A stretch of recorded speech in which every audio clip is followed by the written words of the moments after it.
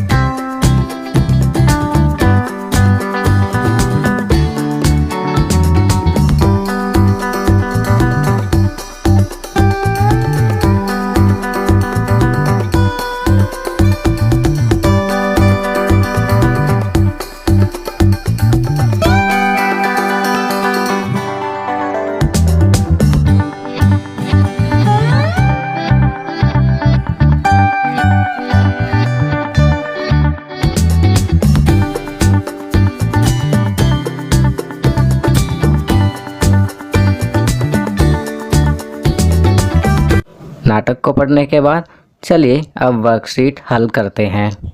प्रश्न 1, इस नाटक में कितने पात्र हैं, उन सभी के नाम लिखिए। तो इसका उत्तर लिखेंगे, इस नाटक में 3 पात्र हैं। पहला सफ़ेद बिल्ली, दूसरा काली बिल्ली, तीसरा बंदर। प्रश्न 2, सही उत्तर चुनिए। पहला, तराजू पर किसी चीज़ को तौलने के लिए। तो यहाँ पर 2 ऑप्शन दिए हुए हैं। तो सही उत्तर है क, दोनों पलड़े बराबर होने चाहिए। तो हम क पे सही का निशान लगाएंगे। चलिए आगे बढ़ते हैं। दूसरा, इस कहानी से हमें यह सीख मिलती है कि। तो इसका सही उत्तर है क, हमें आपस में मिलजुल कर रहना चाहिए। तो हम क पे सही का निशान लगाएंगे। चलिए आगे बढ़ते हैं। प्रश्न 3, तराजू में आप किन किन वस्तुओं को तौल सकते हैं, ऐसी 5 वस्तुओं के नाम लिखिए। तो बच्चों, तराजू में हम बहुत सारी चीज़ें तौल सकते हैं जो कि किलोग्राम और ग्राम में तौली जाती हैं। यहाँ कुछ चीज़ों के नाम लिखने हैं। तो हम लिख सकते हैं फल, सब्जियाँ, आटा, चावल, दालें इत्यादि। चलिए अगला प्रश्न करते हैं। प्रश्न 4, आपस में झगड़ा कर बैठी बुद्धि अपनी खोटी, अब पछताने से क्या होता बंदर हड़पा रोटी। इन पंक्तियों से आप क्या समझते हैं, अपनी भाषा में लिखिए।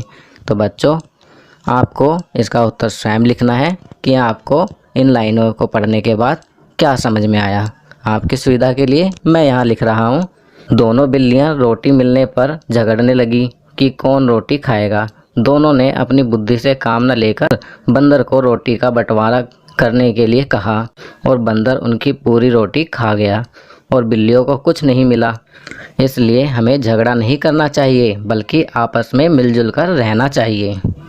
चलिए अगला प्रश्न करते हैं। प्रश्न 5, सोच समझकर उत्तर दीजिए। क, एक आँख से अगर एक सेब दिखता है तो 2 आँखों से कितने दिखेंगे। बताइए बच्चों, कितने दिखेंगे। सही जवाब 1।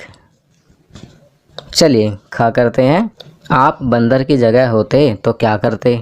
बताओ बच्चों, अगर आप बंदर की जगह होते तो क्या करते। चलिए आपकी सुविधा के लिए मैं लिख रहा हूँ। मैं बंदर की जगह होता तो दोनों बिल्लियों को आधी आधी रोटी बांटकर उनका झगड़ा ख़त्म कर देता। ग, दोनों बिल्लियों की जगह आप और आपके मित्र होते तो क्या करते। बताओ बच्चों, आप क्या करते अगर बिल्लियों की जगह आप और आपका मित्र होते। आपकी सुविधा के लिए मैं यहाँ लिख रहा हूँ, दोनों बिल्लियों की जगह मैं और मेरा मित्र होते तो हम सब मिलजुल कर रोटी खाते। चलिए अगला प्रश्न करते हैं। प्रश्न 6, दिए गए शब्दों का उनके उचित अर्थों से मिलान कीजिए। क, कचहरी, कचहरी का मिलान करेंगे न्यायालय से। ख, गवाह, गवाह का मिलान करेंगे साक्षी से। ग, हड़पा, तो हड़पा का मिलान करेंगे छीना से। घ, झगड़ा, तो झगड़ा का मिलान करेंगे लड़ाई से। चलिए अगला प्रश्न करते हैं। प्रश्न 7, किलोग्राम, लीटर व मीटर मापने की इकाइयां हैं। नीचे दी गई वस्तुओं को आप इनमें से किन इकाइयों में मापेंगे? लिखिए। आटा, आटा के लिए लिखेंगे किलोग्राम। ख गेहूँ, गेहूँ के लिए किलोग्राम। ग चावल, चावल के लिए किलोग्राम। घ तेल, तेल के लिए लीटर। ड़ दूध, दूध के लिए लीटर।